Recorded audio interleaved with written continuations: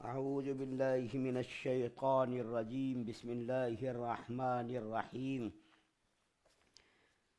ليس على الذين آمنوا وعملوا الصالحات جناح فيما طعموا إذا ما اتقوا وآمنوا وعملوا الصالحات ثم اتقوا وآمنوا ثم اتقوا وأحسنوا والله يحب المحسنين.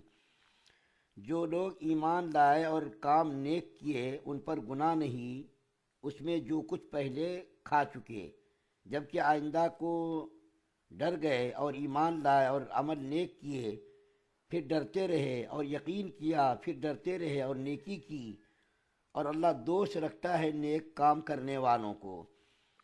آپ کے سامنے سورہ مائدہ کی 93 نمبر کی آیت پڑھی گئی ہے۔ اس آیت کریمہ سے پہلے آپ کے سامنے بیان کیا گیا تھا کہ شراب کی حرمت 3 مرحلوں میں نازل ہوئی ہے۔ سب سے پہلے مرحلے میں پوچھنے پر اللہ تعالیٰ نے فرمایا تھا کہ دیکھو شراب کے اندر نقصان زیادہ ہے، فائدہ کم ہے، نقصان غالب ہے، فائدہ مغلوب ہے۔ تو بہت سارے صحابہ کرام شراب کی لعنت سے دور ہو گئے۔ اس کے بعد دوسرے مرحلے میں اللہ تعالیٰ نے فرمایا یا ایھا الذین آمنوا لا تقربوا الصلاۃ وانتم سکارا، اے ایمان والو تم شراب پی کر کے نماز کے قریب بھی مت جاؤ، نشے کی حالت میں تم نماز کے قریب بھی مت جاؤ۔ تو بہت سارے صحابہ کرام نے سمجھ لیا کہ جب نماز کی حالت میں اللہ تعالیٰ نے نشہ آور چیزوں کا استعمال منع کر دیا ہے تو ظاہر بات ہے اس کے اندر کوئی خیر اور کوئی بھلائی نہیں ہے۔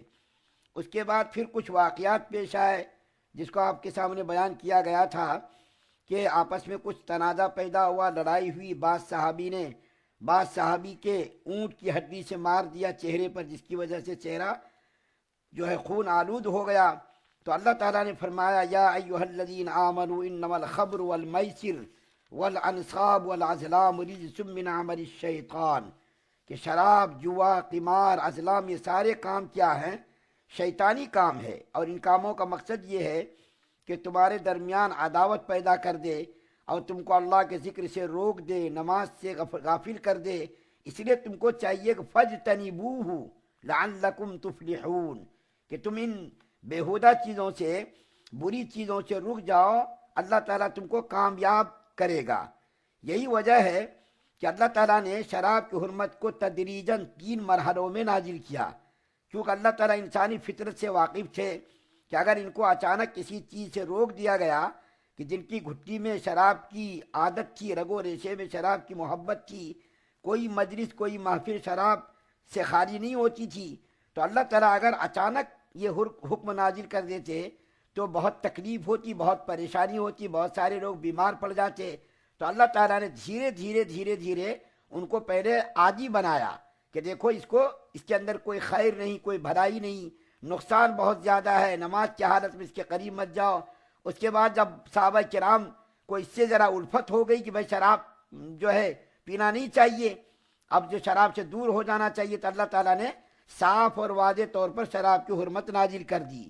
یہی وجہ ہے کہ حضرت انس رضی اللہ تعالیٰ عنہ فرماتے ہیں کہ میں ایک مجلس میں شراب پلانے پر مامور تھا، شراب پلانے کی ذمہ داری میری تھی۔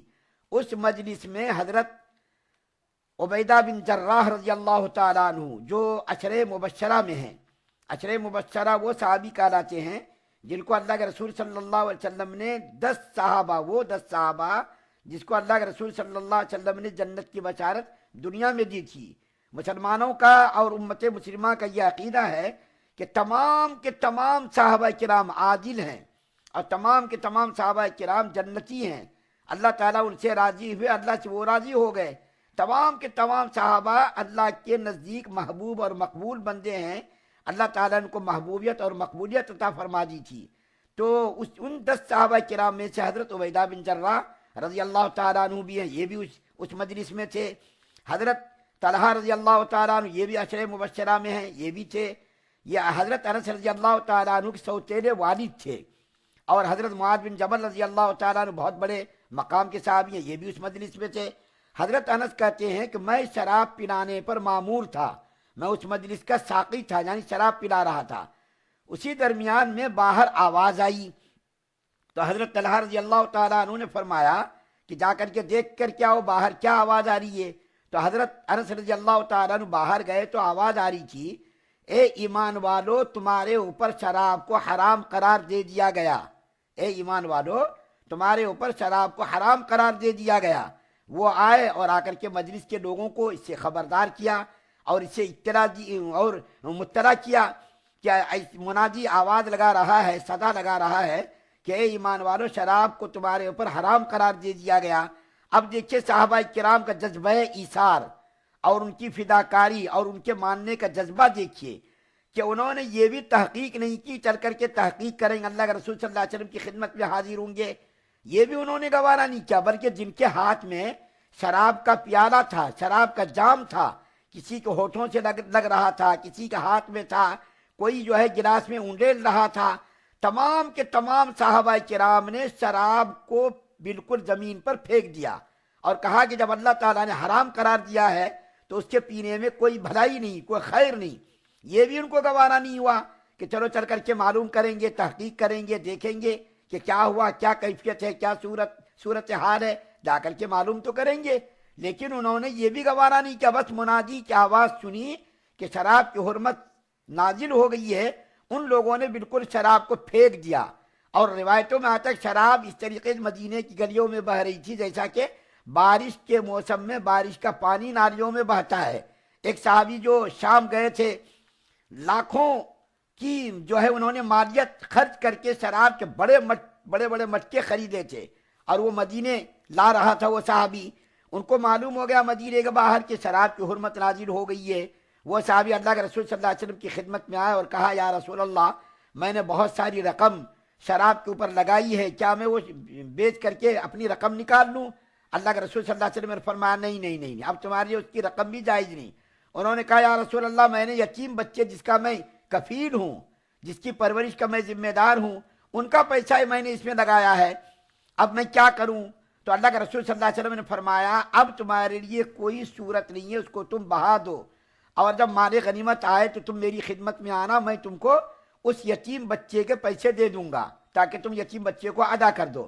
چنانچہ انہوں نے جا کر کے بڑے بڑے شراب کے بچکوں کو ڈنڈا مار کر کے توڑ کر کے پوری شراب بہا دی۔ یہ صحابہ کرام کی جو ہے قربانی دیکھیے اور ماننے کا جذبہ دیکھیے، اس کے اندر کیسا ماننے کا جذبہ تھا کہ اللہ کا حکم آیا اس کے اوپر فوراً انہوں نے عمل کرنا شروع کیا۔ یہ آیت جو اس وقت پڑھی گئی ہے سورہ مائدہ کی 93 نمبر کی آیت، اس آیت کریمہ میں جیسا کہ میں نے عرض کیا کہ شراب ان کی گھٹی میں پڑی ہوئی تھی، شراب کے تمام عادی تھے، کوئی مجلس، کوئی محفل، کوئی شادی، کوئی تقریب ان کی شراب کے بغیر نہیں ہوتی تھی۔ ظاہر بات ہے بہت سارے صحابہ کرام یہ آیت کریمہ نازل ہونے سے پہلے، یعنی یا ایھا الذین آمنوا انما الخمر والمیسر والی آیت نازل ہونے سے پہلے دنیا سے چلے گئے۔ بہت سارے صحابہ کرام شہید ہو گئے، بہت سارے صحابہ کرام اپنے بستر پر انتقال کر گئے۔ تو ظاہر بات ہے ان لوگوں نے اپنی زندگی میں شراب پی تھی۔ تو جب یہ آیت کریمہ حرمت والی نازل ہوئی، یعنی 90 نمبر کی آیت یا ایھا الذین آمنوا انما الخمر والمیسر، تو بہت سارے صحابہ کرام پریشان ہو گئے۔ کیوں پریشان ہو گئے؟ یا رسول اللہ ہمارے باپ، ہمارے بھائی، ہمارے خاندان کے لوگ بہت سارے شراب پی کر کے چلے گئے دنیا سے، اب اس کے بارے میں کیا حکم ہے؟ تو ان کو بڑی پریشانی ہو گئی، تشویش ہو گئی کہ شراب کی حرمت ہو گئی اور بہت سارے لوگ پی کر کے مر گئے، اس کے بارے میں کچھ تو بتا دیجئے یا رسول اللہ۔ تو اس وقت یہ آیت کریمہ نازل ہوئی اور صحابہ کرام کو اس آیت کریمہ کے اندر تسلی دی گئی کہ تم پریشان مت ہو، شراب کی حرمت نازل ہونے سے پہلے جنہوں نے شراب پی تو اس کے اوپر کوئی گرفت نہیں، کوئی پکڑ نہیں۔ کیوں؟ اس لیے کہ وہ لوگ ایمان کی حالت میں دنیا سے گئے۔ جو صحابہ کرام شراب پی کر کے دنیا سے گئے، اگر وہ ایمان کی حالت میں گئے اور اعمال صالحہ انہوں نے کیے، اعمال صالحہ کرتے رہے، ایمان کے ساتھ وہ اگر رخصت ہوئے تو اس کے نجات کے لیے بس ایمان اور اعمال صالحہ ہی کافی ہے۔ ایمان بس ایمان ہی کافی ہے کہ اگر کوئی آدمی ایمان قبول کر کے مر گیا، اس نے نیک اعمال انجام نہیں دیے اور نیک اعمال انجام دینے سے پہلے دنیا سے چلا گیا، یا وہ پوری زندگی نیک عمل کرتے اس نے نہیں کیا بلکہ صرف ایمان اس نے قبول کیا، ایمان کے بعد بدکاری میں، گناہوں میں ملوث رہا، لیکن ایمان کی حالت میں اس کی موت آئی تو جہنم کی سزا بھگت کر کے وہ جہنم سے نکلے گا اور ایک نہ ایک دن جنت کے اندر ضرور جائے گا۔ تو اللہ تعالیٰ نے اس آیت کریمہ کے اندر ان مسلمانوں کو تسلی دی جن کے رشتہ دار، عزیز و اقارب، دوست، احباب، خاندان کے لوگ دنیا سے چلے گئے تھے اور انہوں نے شراب کا استعمال کیا تھا، تو ان کو تسلی دی گئی تم پریشان مت ہو، ایمان قبول کیا، اعمال صالحہ انہوں نے انجام دیے اور پھر اللہ سے ڈرتے بھی رہے۔ تو ایمان قبول کرنا، اعمال صالحہ انجام دینا اور خدا سے ڈرتے رہنا اس کی نجات کے لیے کافی ہے۔ اور پھر آیت کے آخر میں اللہ کیا فرما رہے ہیں؟ واللہ یحب المحسنین، اللہ تعالیٰ کو نیکوکاروں سے محبت ہے۔ جو نیک کام کرتا ہے اللہ تعالیٰ ایسے نیکوکاروں سے محبت رکھتے۔ اب اس کا آپ برعکس دیکھیے، جو برے کام کرتا ہے، بری زندگی گزارتا ہے، شریعت کے خلاف زندگی گزارتا ہے، تو اس کو اللہ تعالیٰ کو ان سے نفرت ہے۔ جب نیکوکاروں سے محبت ہے تو برے آدمیوں سے اللہ تعالیٰ کو تو نفرت ہی ہوگی۔ تو بارے کہوی آیت کریمہ کے اندر ان مسلمانوں کو تسلی دی گئی جو شراب کی حرمت نازل ہونے سے پہلے پیتے رہے اور دنیا سے رخصت ہو گئے۔ اللہ تعالیٰ نے فرمایا تم کو پریشان ہونے کی قطعاً ضرورت نہیں، اللہ تعالیٰ ان کو معاف کر دیں گے ایمان اور اعمال صالحہ کی برکت سے۔ اللہ تعالیٰ سے دعا ہے کہ اللہ تعالیٰ ہم تمام مسلمانوں کو سننے زیادہ عمل کرنے کی توفیق عطا فرمائے۔ سبحان اللہ و بحمدہ، سبحانک اللہم و بحمدک، ونشہد ان لا